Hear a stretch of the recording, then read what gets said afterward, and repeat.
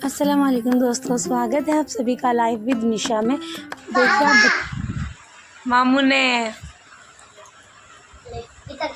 इंजू को भी कहानी है।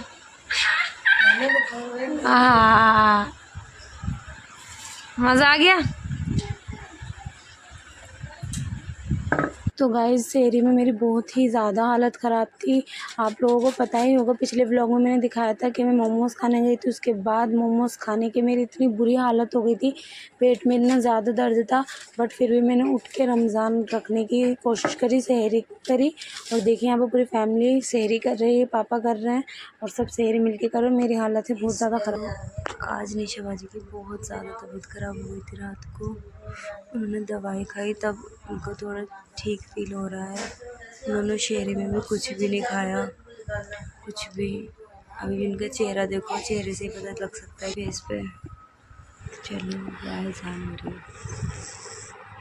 तो गाइस टाइम आ गया है बाजी का घर जाने का। तो बाजी घर जा रही थी, मैंने सोचा थोड़ा सा शूट कर लेती हूँ। शूट करने के बाद गली में आए थे बेडशीट बेचने वाले भैया, तो ईद के लिए मैंने एक बेडशीट ली, एक बेडशीट भाभी ने ली। और ये है वो बेडशीट जो हमने पसंद करके ली है। और अब हम जा रहे थे कपड़े ख़रीदने के लिए।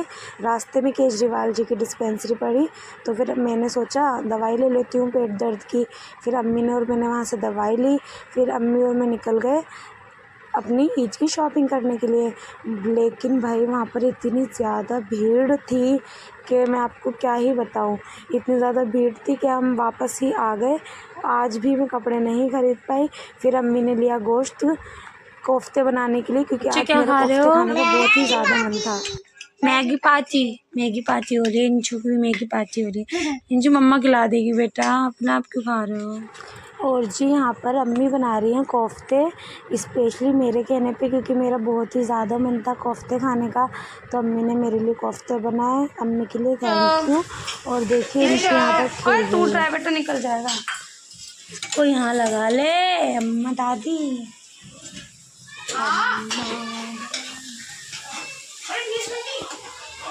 बेचारी मन्नू सर दबा रही, तबीयत ठीक नहीं आज मन्नू की अप्पी की। मन्नू चंपी करो। अम्मी की खाना बनाने के बाद हम गए चप्पल मार्केट चप्पल ख़रीदने के लिए। और यहाँ पर देखिए आप क्या ही रौनक रहती है। और आज तो कुछ ज़्यादा ही थी, क्योंकि सब ज़ोरों शोरों से ईद की तैयारियाँ कर रहे हैं, चप्पल ख़रीद रहे हैं, सैंडल्स ख़रीद रहे हैं, शूज़ ख़रीद रहे हैं। तो फिर हम यहाँ से शूज़ और चप्पल इंचू की चप्पल इंचू पहन के दिखाओ जल्दी बिना। ऐसे मम्मा इंचू की चप्पल लाई है, देखो बस ये आ जाए। इसका जो इंचू की एकदम परफेक्ट आई है, 18 नंबर की चप्पल इंचू। चलो बढ़िया है। और ये आ गई है मेरी डेली वेयर के लिए। और जी ये देखिए स्पेशल खजूर, जो कि भैया अभी तक नहीं लाए थे, बट आज भैया के बहनों ही आने वाले थे, तो भैया उनके लिए स्पेशली ये लेके आए। और बहुत सारे फ्रूट्स लेके आए, और स्पेशली आज ड्रैगन फ्रूट लेके आए। और देखिए एज़ो मिल चुका है अपने पापा से, और मिलके बहुत ही ज़्यादा खुश हुआ। और दोनों बच्चे ऐसे चिपक गए अपने पापा से जैसे मधुमक्खी शहद से चिपक जाती है। और लीजिए तैयार है इफ्तियारी बन के। और यहाँ पर सब लोग दुआएं कर रहे थे, बातें कर रहे थे दुआएं करने के बाद। और अब रोज़ा खुलने का टाइम आ चुका है। रोज़ा खुलने के बाद भैया और ये गए थे नमाज़ पढ़ने। और उसके बाद गाइस आप लोगों ने देखा कैसा गया हमारा दिन। तो मेरी हालत बिल्कुल डाउन है, बिल्कुल। गाइस टाइम हो गया है अपने मायके से विदा लेने का, जो कि बहुत ज़्यादा डिफ़िकल्ट टाइम होता है, बट जाना तो पड़ेगा। ये एक दिन के लिए आई थी मैं, 2 दिन भी रुक गई, तो पता ही नहीं चला कैसे 2 दिन कट गए। और अब हालत भी बहुत ज़्यादा ख़राब है। घर जाके ही ठीक हो गई हालत, मायके में आराम कर कर के इतनी बेकार हालत हो गई, बस हवा निकल गई। ससुराल जाके देखते हैं काम कर कर के तबीयत ठीक हो गया नहीं। और ये रहे एज़ू के पापा।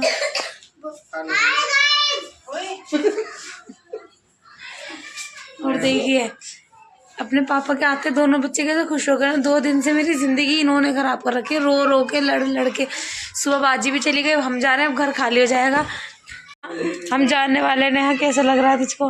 मेरे को बच्चे की शोर शराबा, घर की सफाई, सब सफाई रहेगी। जन्म मन्नू हम जा रहे हैं, बहुत मिस करेंगे हम तुमको। अरे अरे अच्छा जन्नो कुछ बोलना चाहिए? नहीं स्पीचलेस। ये कुछ नहीं बोलेगी। हूँ अपने घर, जैसे कि आप लोग देख सकते हैं। तो मैं रात को गई थी लेकिन मैंने कुछ भी शूट नहीं करा क्योंकि मेरी तबीयत थोड़ी डाउन थी। कैसे क्या करा, 2 दिन कैसे बिताए। तो वो मायके जाने के बाद यही मज़ा आता है कि बहनें, मम्मी, भाभी सबके साथ खूब ज़्यादा इंजॉय करते हैं। व्लॉग भी ज़्यादा शूट नहीं कर पाई क्योंकि वहाँ पर सबके साथ बातचीत में टाइम ऐसे कट रहा था, पता ही नहीं चल रहा था। बट जो मैंने मोमोज़ खाया ना, सबसे बड़ी गलती, मैं आप लोगों से रिक्वेस्ट कर रही हूँ कि प्लीज़ मोमोज़ ज़्यादा मत खाना क्योंकि मैं लाइव एग्जांपल हूँ आप लोगों के सामने। मैं बिल्कुल ठीक थी, अब तक मोमोज़ नहीं खाए। जैसे ही मैंने मोमोज़ खाए उसके बाद घर आके मेरे थोड़ा थोड़ा पेट में दर्द होने लगा। फिर रात को मैं सोई, उसके बाद मुझे बहुत ज़्यादा ठंड से बुखार चढ़ने लगा। उसके बाद अम्मी उठी थी, मैंने अम्मी से बोला अम्मी मुझे बहुत ज़्यादा ठंड लग रही है, पंखा बंद कर दो। फिर अम्मी ने पंखा बंद करा, फिर मुझे दवाई दी। मुझे इतना ज़्यादा बुखार हो गया था, मेरा हालत इतनी ज़्यादा ख़राब हो गई थी कि फिर अम्मी दवाई लेके आई। मैंने दवाई खाई, तब मैंने शहरी में थोड़ा खा पी के। फ्रेंड्स मैं तो आपसे यही बोलूँगी कि प्लीज़ आप मोमोज मत खाना। मेरा बहुत ही ज़्यादा हालत बिगड़ गई थी, तो मैं नहीं चाहती जैसे मेरी हालत बिगड़े वैसे आपकी बिगड़े। और मैं दवाइयाँ ही खा रही हूँ, अब 2 दिन से दवाइयाँ खा खा के मेरी हालत बहुत ही ज़्यादा बेकार हो रही है। दवाइयाँ मुझसे खाई जाती नहीं बट फिर भी। तो जी बस मोमोज मत खाना, मेंदे वाली चीज़ें को इग्नोर करो, अच्छी अच्छी चीज़ें खाओ, हेल्दी चीज़ें खाओ। और आप लोगों ने देखा कि मैं कितने सारे सूट खरीद के लाई, कितनी अच्छी अच्छी मैंने शॉपिंग खरीद की।